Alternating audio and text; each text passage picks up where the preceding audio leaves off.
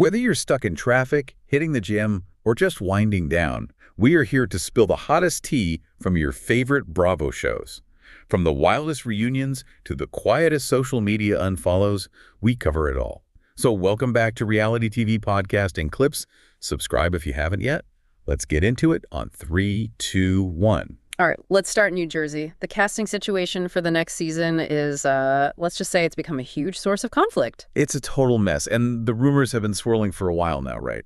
The main one being that Margaret Josephs might be out. Exactly, and the sort of core group of Teresa Giudice, Melissa Gorga, and Dolores Catania are all coming back. They're supposedly secure. Which would be a massive shift for the show. I mean, Margaret's perspective has been central for so long. But then Margaret herself weighed in. She did, and she basically confirmed that all the uncertainty is, well, it's very real.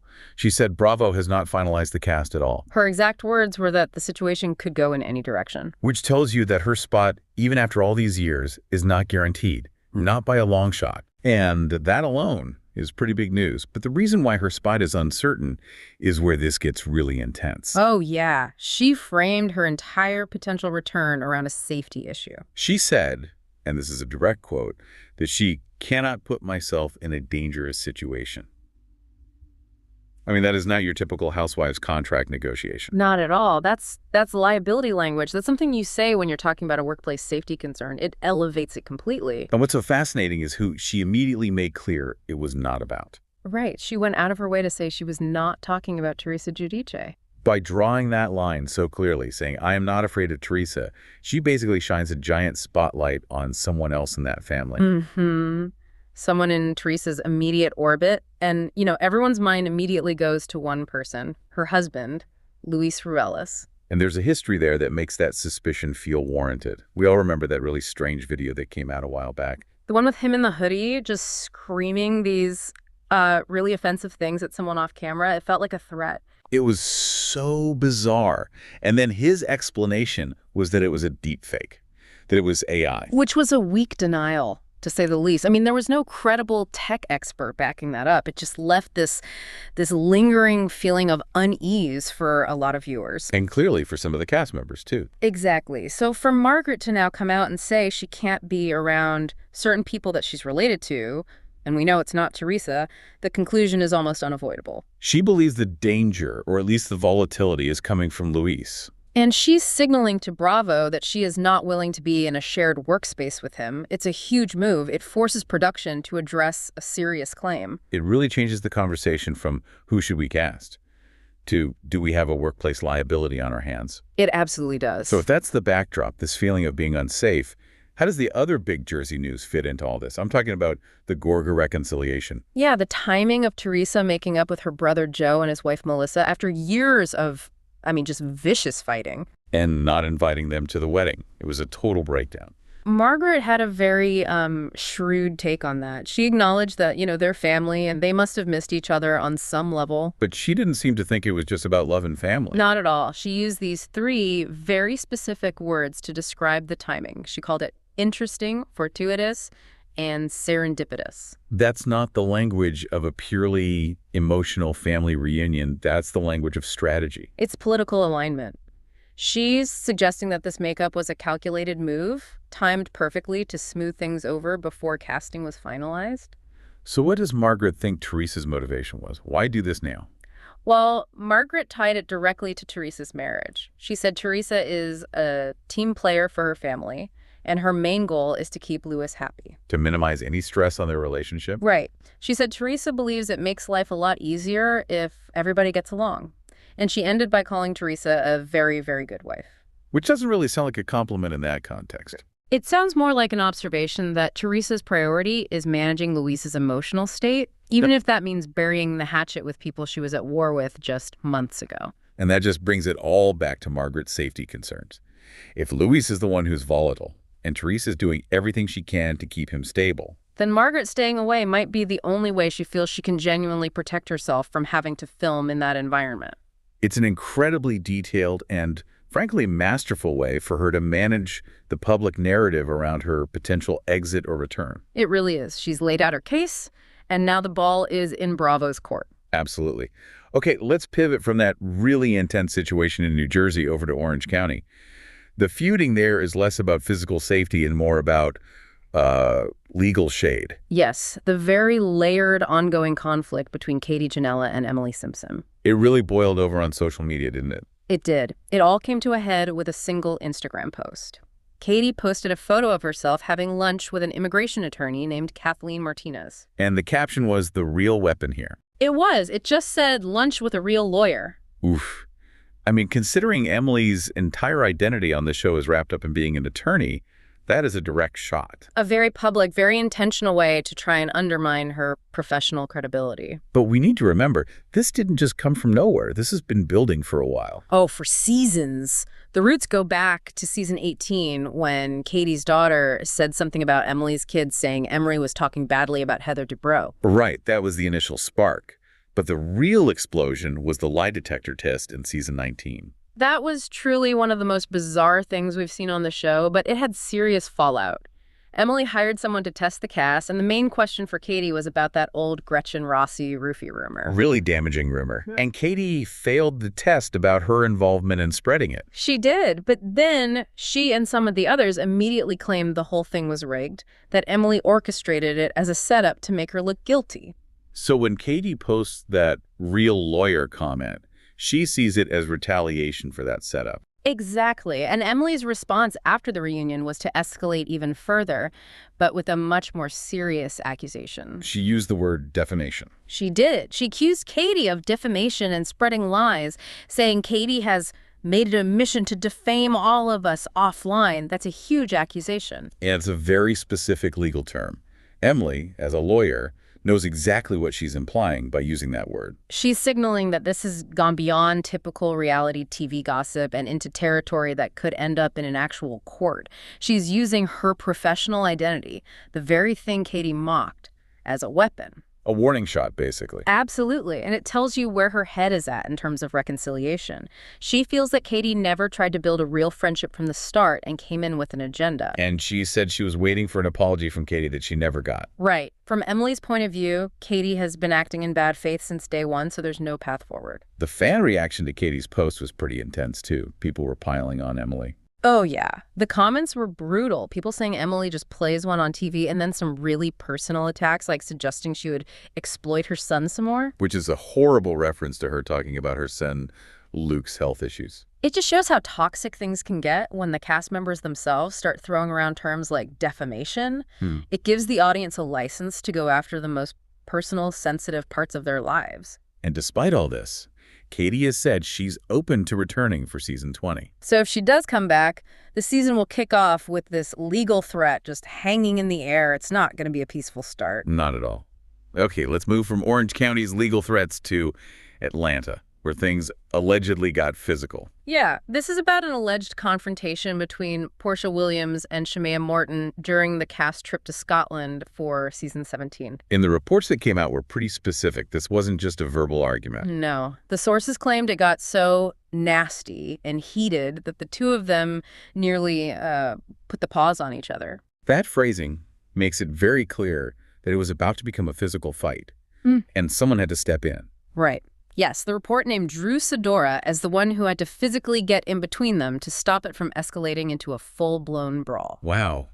And the whole cast was there to see it.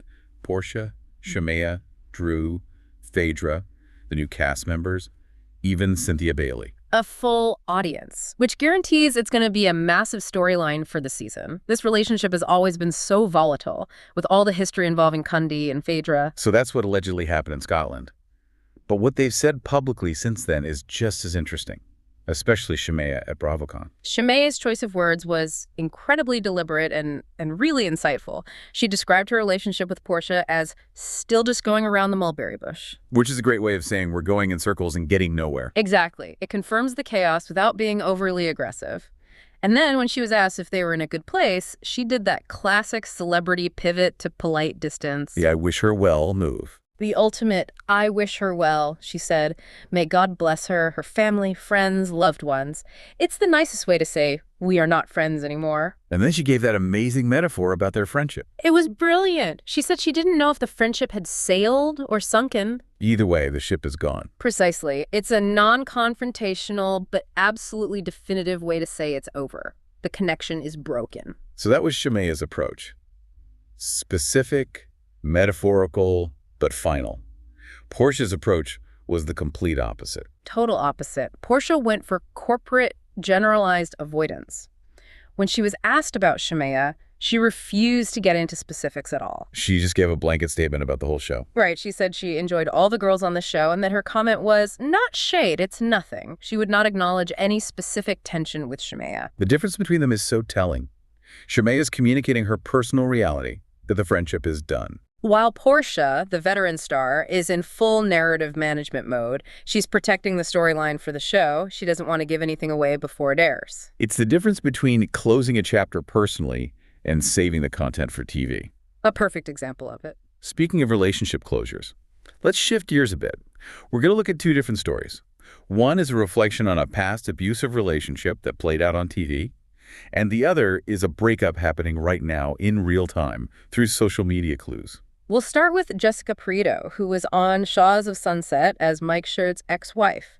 She posted a really powerful TikTok recently. And it was one of those videos that contrasts the past with the present. Yes, it showed her now looking incredibly happy with her husband, George McGee, and their 2 little boys, and the caption was, it was very direct. What did she say? She wrote that in her 20s, she was in an abusive relationship that played out on TV for the world to see. Wow. So she's directly linking her private trauma to her public experience on the show. She is. And then she used it as a message to others saying, it is very important you leave. Your life will blossom after the storm. She didn't name Mike Schertz, but everyone knew who she was talking about. Oh, immediately. The comments were full of people saying they were so glad she escaped a severe narcissist. They made the connection instantly. And many of them probably remembered what happened with Mike after their relationship ended. That's the crucial context here. People in the comments were bringing up the fact that Mike was later accused of assaulting his then-fiancée, Paulina Ben Cohen, in 2022. Which resulted in a settlement. Right. So for many viewers, Jessica's post felt like a validation of what they suspected years ago, and it connected to a documented pattern of alleged behavior. It really makes you think about the responsibility of production when they're filming these relationships. It does. And it's also important to remember, and this is so tough, that after Mike, Jessica dated someone else who was also later charged with domestic violence. So her current happiness is a stark contrast to a really difficult and painful history. A very powerful statement of survival. Okay, so it's a look back. Now let's talk about a breakup that seems to have just happened, and we're only finding out about it through digital clues. We're talking about Emma Hernan from Selling Sunset and her boyfriend, Blake Davis. This is the modern reality TV breakup in a nutshell. No publicist, no statement, just social media activity. Or, I guess, a lack of activity. Exactly. The first piece of evidence, Emma unfollowed Blake on Instagram. We've seen the screenshots. He's gone from her list. It's always the first sign. It is. And then on his side, he's reportedly scrubbed his TikTok account of almost every single video that featured Emma. The digital cleanup. A massive one. These two actions together are about as definitive as it gets without an official announcement. The relationship is over. Blake was always a bit of a controversial figure for her, wasn't he? He was. There was a lot of talk about his political views and then, of course, his very public feud with Chriselle Staus. He even threatened to sue her after season 9 came out. Emma was constantly having to defend him in interviews. All the time. She would say he was impulsive, but also family-oriented. She even had to push back on claims that he was controlling. I remember that. She said he was just being protective and that guys in general are protective. She was really trying to manage the narrative around him, but now with the unfollow and the deleted videos, it seems like she doesn't have to do that anymore. In this world, a quiet unfollow is louder than any press release. It really is the ultimate sign-off. Okay, from LA, we're heading to Salt Lake City, where the social media signaling of marital trouble is a lot less quiet. A lot less quiet and a lot more aggressive. We're talking about Angie Katsanovas' husband, Sean Trujillo. And his recent Instagram activity, which has fans completely convinced a divorce is coming. It's not just a hint. It's a highly targeted pattern of follows that tells a very specific story. Let's break down the list because the details here are what make it so explosive. He started by following accounts about relationship abuse, right? Yes, specifically narcissistic abuse. He followed an account called NarcCon, which is an abuse coach, and another one, Exposing the Mask, which focuses on female narcissist recovery. So right off the bat, he's framing himself as a victim of a female narcissist. Unambiguously. But then he takes it a step further. He started following accounts that are basically a roadmap for how to leave that kind of relationship. The divorce coaches. The divorce coaches for men. He followed a guy named David Mack, who calls himself a wingman for fathers, and his bio says he helps them defeat the narcissist in family court. Defeat the narcissist. That's not subtle language. Not at all. And he also followed Noel Houghton, a lawyer and mediator who gives tips for co-parenting and divorcing a narcissist. So to recap, in a short period of time, he publicly followed an abuse coach, a female narcissist recovery account, and 2 different divorce coaches who specialize in fighting narcissists in court. It is a full-blown public accusation against his wife, Angie. There's no other way to read it. The fan reaction was immediate. People were calling it unhinged. And, some were saying that if Angie wasn't already planning to divorce him, she probably is now after seeing that. You have to wonder if it's a genuine cry for help or if it's a calculated move to create a narrative for this show. That's the big question. The word narcissist is such a buzzword in the reality TV world right now. By doing this, Sean instantly creates this very dramatic, very sympathetic storyline for himself before filming even starts. What's so interesting is that we've seen Sean be very careful about his social media follows before, but in a totally different context. Exactly. A while back, he was in hot water for following a bunch of conservative political figures, Joe Rogan, Lara Trump, people like that, and he was accused of being far right. And what was his defense then? His defense was incredibly strategic and articulate. He said he's not far right at all and that he follows sources across the entire political spectrum to gather info. He pointed out that no one mentioned he also follows CNN, Anderson Cooper, and Bill Maher. So he presented himself as a neutral information gatherer. A very rational, comprehensive researcher. But the contrast now is just stark. It's huge. In the political situation, he has a detailed, logical explanation. But in his marital situation, he's just lobbing these public grenades without any context or defense. If he's such a neutral info gatherer, why is he only following accounts on how to defeat a female narcissist in court? It suggests this is either a real, raw, emotional outburst or a very deliberate and inflammatory move. Either way, it signals big trouble. It's basically a preseason trailer written on his Instagram follow list. Okay, let's wrap this all up in Charleston with an update on Grace Lilly from Southern Hospitality. Yes, Grace was arrested recently, and it's one of those cases where a simple traffic stop spiraled into something much bigger. She was pulled over for an illegal lane change, right? Just a minor infraction. That's how it started. But when the police ran her name, they found 2 major problems. What were they? First, she had an outstanding warrant for her arrest on a second-degree harassment charge. So right there, she was going to be taken into custody. And the second problem? The second problem came during the search, where she got a new drugs narcotics violation. And this is where we get the now infamous detail from the police report. The container they found in her purse. The small container labeled Happy Pills. I can't make this stuff up. What was inside? According to the report, there were 12 small, circular white pills and half of an oblong blue pill. And what was Grace's explanation for the pills? She told the officers that the blue pill was Xanax and the white pills were birth control. But, and this is the key part, she couldn't provide a prescription for the Xanax. And she didn't know the brand of the birth control. Right. So because she couldn't prove she legally possessed the Xanax, the pills were taken for testing, and she was hit with the narcotics charge. So she gets booked, and then she gets released. What was her first move? Her first move was to execute a masterclass in unbothered PR. Just hours after getting out of jail, she was back on social media. What did she post? A picture of herself in a bikini on the beach, and the caption was, "Wavy baby." That is a choice. It's a statement. She's framing this whole thing as just a minor bump in the road, part of her carefree lifestyle. Absolutely. She's controlling the narrative. And when someone commented, "Girl, now is not the time," she doubled down. What did she say? She just replied, "The time is now." Wow. So she's completely dismissing any criticism and leaning into it. She's basically turning her arrest into content, reinforcing her brand. In this reality TV world, legal trouble can become a form of currency, and her response shows she understands that perfectly. Well, we've really covered the whole spectrum of conflict today. From Margaret Josephs raising serious safety concerns in New Jersey to the legal warfare in Orange County and the quiet digital breakups in Hollywood. And what ties all of this together is the incredible level of strategy involved.